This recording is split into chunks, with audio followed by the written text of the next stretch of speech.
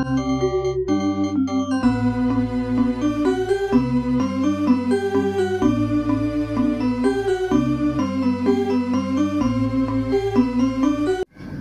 enjing Pak Budi, kados pundi kabare sampean?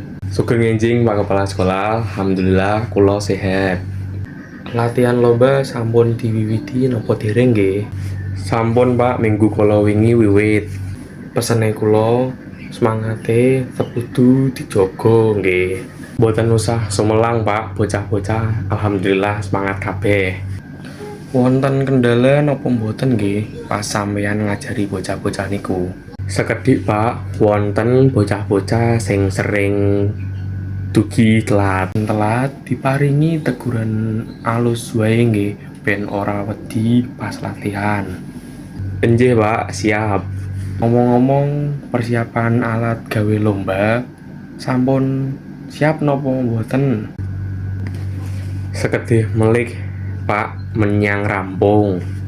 Alhamdulillah nggih sae. Sing penting siap kangge lomba sesuk. Siap Pak Kepala, kula gaspol. Nah, ngoten Pak Budi, semangat terus pokoknya. Matur nuwun Pak Kepala, kula njaluk dungane mawon nggih supaya menang lombanipun.